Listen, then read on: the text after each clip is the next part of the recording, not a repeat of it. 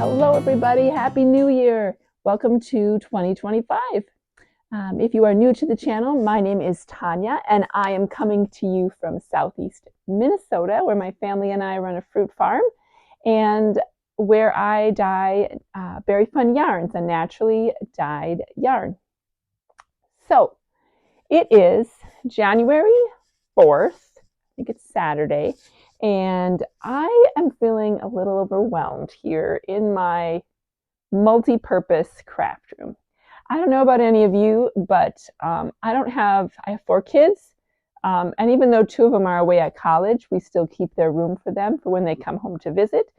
We do have 4 bedrooms, but the boys, there's 2 in each bedroom, so that's 2 rooms. My husband and I have a room, and so there's just this one extra room. And when family comes to visit, our family is from, anywhere from 4 to 6 hours away, we need a space for them to stay. So this extra room is super multi-purpose. Not only is it a guest room, we have a twin size trundle bed where we have a bed that comes out from under when we have multiple people here.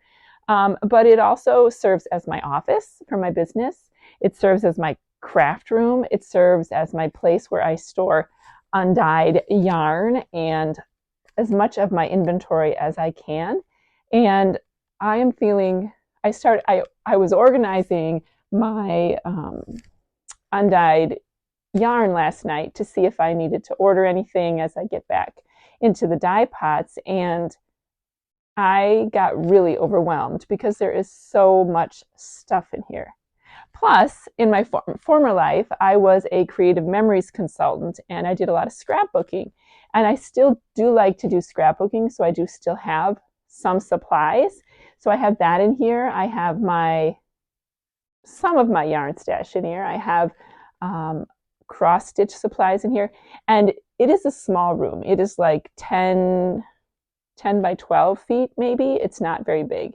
So my goal this weekend is to try and downsize a little bit and just organize and make the space a little more usable so I don't feel overwhelmed when I come in here. So if you like that sort of thing, or if you have a room similar to this and are looking for some ideas, come along with me and we'll see what we get up to in here, and maybe I'm hoping I come up with some new fantastic ideas on storage and also some ideas on just, how to keep the stuff down so less is more, right? Okay, well, thank you for joining me. And as you can see, I am feeling better. If you have been following me and my Vlogmas and you knew I wasn't doing well in December, my stomach is starting to come back to normal. I can eat things and don't have pain. I have a couple more tests scheduled at the beginning of February, but for now I'm kind of, just trying to enjoy life as much as I can. So stay along with me and we'll see what we get up to. I thought it might just be helpful to kind of give you a little overview of what it looks like to start. So there's my desk that I made with just a big piece of wood and some TV trays. We're really low budget here. And then I have all kinds of junk that needs to be put away. I have a little bit of my yarn stash there. I have these here are sweaters that need to be repaired. I have some repair work and things to do. Then I have this unit over here. It's like 12 by 12 on the bottom, and then I have some smaller ones on the top with my printer. I have a lot of scrapbook supplies in the big squares on the bottom, and then the top is more like yarn storage. Some inventory over here for my business, some random things, my yoga mat. I usually do yoga in here. This is the bed. And then over on this side, there's the entrance that I was just standing at. I have these 2 storage closets, more inventory there. I do have one other closet in the hallway that I store stuff in, but these closets are actually pretty nice. I turned this one I added some shelves to make it easier. So I have some inventory again on the bottom, undyed in the middle. So I have some space to work with in this one. And then this one over here is like a hodgepodge. It used to be really well organized. Again, I have this organizer in here and I have all of these baskets that I can use, but it is not organized well. I'm not utilizing it. I have an unfinished project, blocking a lot of projects and things. So that is what I'm working with.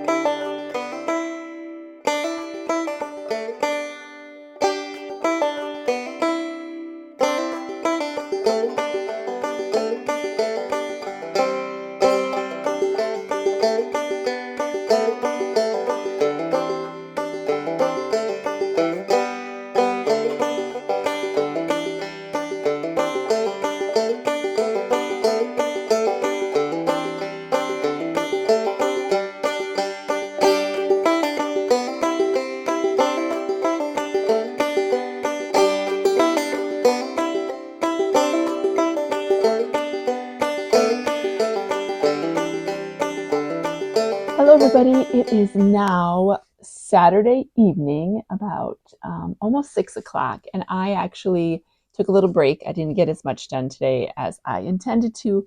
I forgot, well, I didn't forget. I went downstairs to make lunch, and I got distracted because I looked up a recipe for flatbread, gluten-free, low FODMAP, which is how I'm supposed to be eating right now. And it was like 3 ingredients. And I thought, oh, this will be easy. And then, like an hour later, I was done with lunch. Now, the flatbreads were very good, but it delayed me. And then we went to a birthday party this afternoon. One of our friends in our faith community was turning 80. So we went to a little party. And then I came back, but I am very excited where I am. I've gotten one of the closets organized. So I've gotten the closet that is like my business, my yarn business stuff for the most part, not counting like office supply kind of things. That's going to be in the other closet. But I combined some of my totes of yarn. When I have inventory, I like to organize it by base. So that way, when an order comes in online, it's way easier to fill. So I organized some of the bases that I didn't have as much of. I put multiple bases into the same buckets so that I wouldn't need as many buckets. And then I organized some mini skeins and made some more 5 skein mystery mini sets, which are really fun if you like mini skeins, because I just sort of put together colors I think look good together. They're all fingering bases. Sometimes there's sparkle, sometimes there isn't sparkle. But it's a fun way to get some surprise minis in the mail if that ever is something you like. That is in my shop. So there are quite a few of those sets now in the shop. And then let's see, what else did I do? Oh, I sell cowl kits for my snowplow cowl, which is now a free pattern on Ravelry, but it is a combination of fingering weight yarn and Surrey held together. So I have some kits for those. Those are already in plastic. So I took them out of the big tub that they were in, and I just stacked them. When I store my yarn, I like to keep everything in sealed plastic because we do live in the country and I don't want any bugs or anything like that to get into it. So yeah, yeah, so I did that, and I got everything in my one closet except for 2 bins, which are my undyed, mordanted, or about to be mordanted yarn. So if you are new here and you don't know much about natural dyeing, when I do the natural dyeing, I have to do a process before I actually dye it. It's called pre-mordanting, and it's a combination of alum and cream of tartar that I simmer the yarn in, and that helps the natural dyes adhere to the yarn so that it is a permanently dyed piece of yarn. So, but I was able to get all the buckets of my inventory and undyed packets, except for the ones that were partially open or already dyed. And those are in the bottom of my linen closet in the hallway now. So I'm so excited because there is nothing I hate more than random plastic tubs of yarn hanging out in my house. I just don't have a space in our main level. We just have our kitchen, fireplace area, and then we have our dining room, living room area. And there's not really any, other than the one entryway closet, there's no storage on the main level. So when it's like farmers market season, it always irritates me because I have to either lug the buckets up and down the stairs every week when I'm ready to go to the market, or I have to leave the buckets out in the living areas, which I hate seeing them. So I'm going to show you a tour of what I did, and then I think I may postpone and I will finish the rest of this tomorrow because it's almost dinner time. All right, let me show you what I got. So I'm going to back up here, see if I can get the whole thing in. This is my one closet that I did today. So on the bottom, you can see some inventory. Those are some buckets.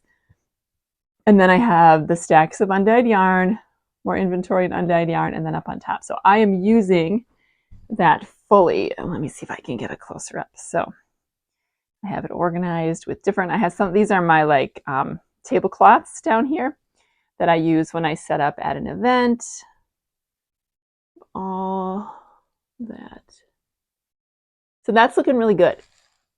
Okay, I'll see you tomorrow.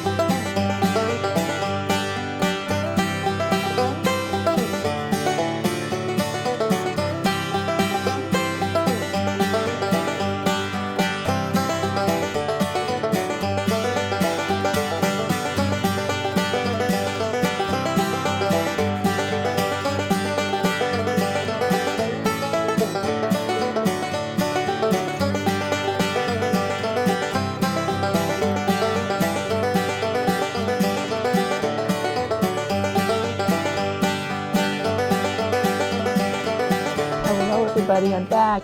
So I did it. I think I did a reasonable declutter slash organize. And to be completely honest, I didn't really get rid of a ton of stuff. A lot of things, I don't know if this happens to you in your crafting area, but like you finish a project and you don't actually put it back where it belongs, or maybe you abandon a project and then you don't really like rip it out or do anything with it because you're just so frustrated with it, you just leave it. So I found some of those things. I had a lot of space in my closet that I showed you yesterday. You will have seen pictures of this already, probably. But I reorganized it. There were a lot of spaces. What I was going to say is there are a lot of spaces in there. I think that's like a 12, I'm looking at it right now, a 12 cube organizer. And I think it's only 11 by 11 or 10 by 10 or something. But there were a lot of spaces in there that I wasn't using fully anymore. That maybe I had a category that was in there that I had used all the supplies, or for instance, I used to do more jewelry making, and so I had one that was for jewelry making, and then I didn't really clean it out, or it was empty, or there was a basket in there with a few things in. So when I cleaned out some of those things, I ended up having a lot more space for organizing my stuff that was just kind of all willy-nilly out. I'm also trying really hard. My goal in the new year is to not carry as many whips. Famous last words, right? I usually have around 10 or 11 whips, and probably like at least 2 or 3 of them are blankets. And I can still see I probably will have several blankets going, but I really would like to keep it to 5 or less projects that aren't blankets, and maybe just 2 or 3 that are blankets, because I'm really finding that when I'm looking at my projects right now, you'd think I want to cast stuff on, but I don't. I want to finish things because it feels so good to finish things, and I feel like I'm making progress. So that being said, I did the closet. I have 2 baskets in front of me yet.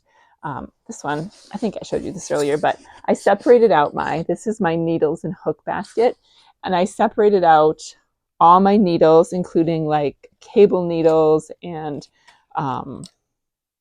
tapestry needles, that kind of stuff, into one, because before I had needles, hooks, and accessories in one, and it was way too much because I kind of like stitch markers.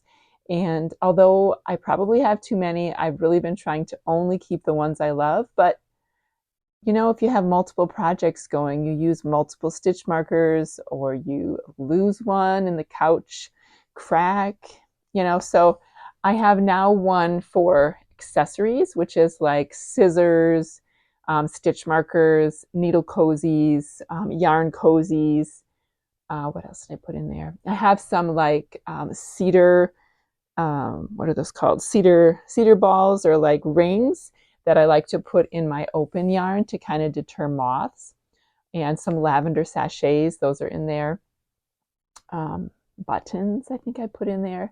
So I did that, and that has made it so much easier for me to get into my needles now, because before I was finding that I was having a really hard time getting, like I would take out my, like these are my double points 0 to 3, and these are my double points 4 to 6. And I would take one out, and then everything would be a mess and everything would be falling out. So sometimes it's not necessarily that you're not using a item anymore. It's maybe just that you have too many in one compartment. As we grow as makers, we acquire different things. In the beginning, I used always kind of like 4s, 5s, 6s, and 7s, and I didn't really, move out from that number, that size of needle.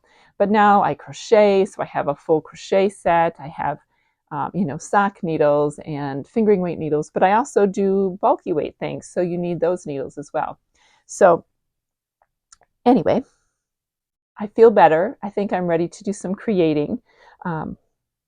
What else?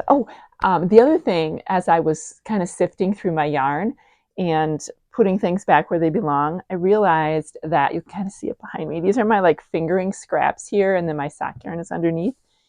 I have a lot of scraps and a lot of mini skeins, and I'd like to keep it so I just have them, 10 or less grams in one bin, 20 to 50 in another, and not have more bins just because I have more scraps. So that tells me that I need to do some scrappy projects. So I do see that in my future.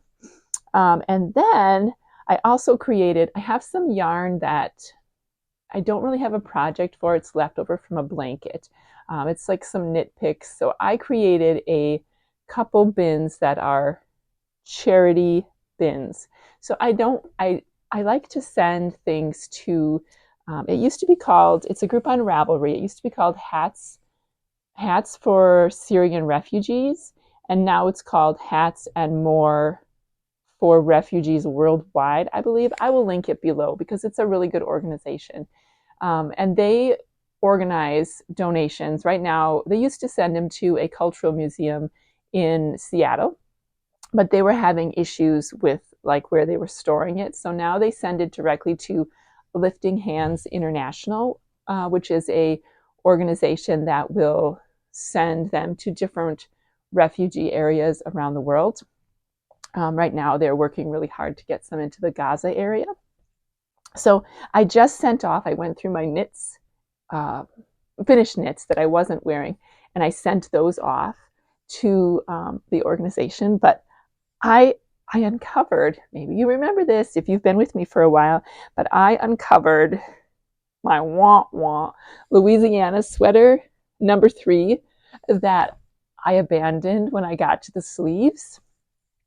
And I was like, I was about to take it out, and it is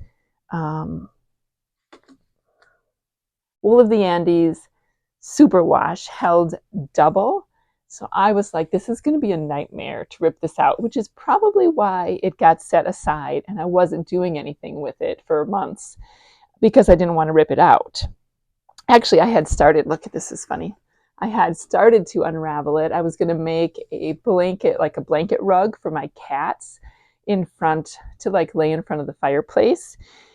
And I had started making something, I think it was like a turn a square kind of blanket rug thing. And I was going to knit it directly as I unraveled it because it was 2 strands held double. Well, anyway, I was looking at this sweater and I'm like, you know what? I don't have to knit the whole, I don't want to put a ton more time in it, but I knit almost a whole friggin' sweater. So what I'm going to do, as I looked at it, I decided I'm going to make short sleeves. It's going to be a short sleeve sweater.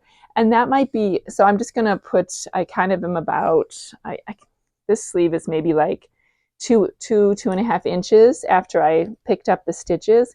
I'm just going to add a ribbing for maybe like an inch and a half.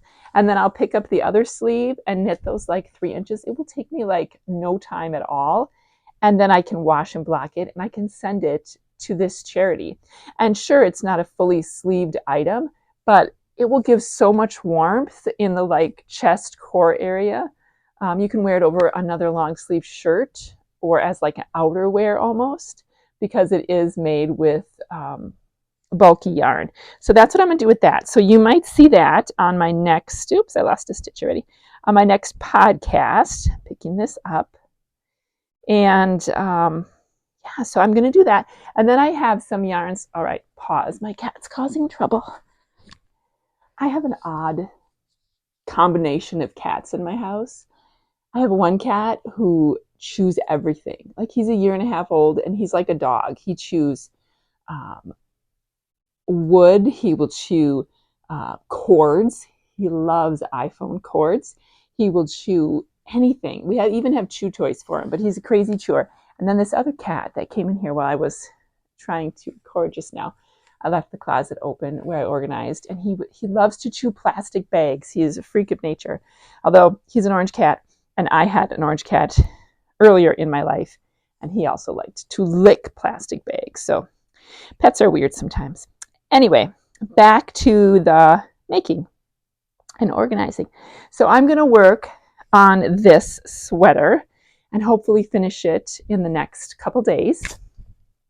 And then I'm going to, I'm going to cast on a few other things. I will be coming to you very soon because if you see this, today is January 5th, Sunday.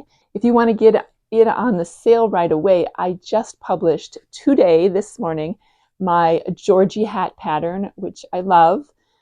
It's a really quick but interesting DK weight hat, and it is a pretty simple broken rib pattern that's very easy to read as you go. So if you mess up, you can kind of see it. And it is on sale right now for 20% off for the first 2 weeks. So now through January 19th. So I will probably be coming to you again in another week. So like I said, today is Sunday. Next weekend, I'm going away on a knitting retreat. So I will probably have lots to share with you, and we'll record when I come back the following Monday. So if you are watching this, feel free to go over to Ravelry and check out that pattern and get in on that sale. Okay, I think that's it. I think I'm ready to create. I hope that if you were watching this, you got some inspiration to get up and organize or tidy your craft area so that you can have more space in your brain to create the lovely things you enjoy creating. All right, everybody, I'll see you in the next one. Bye-bye.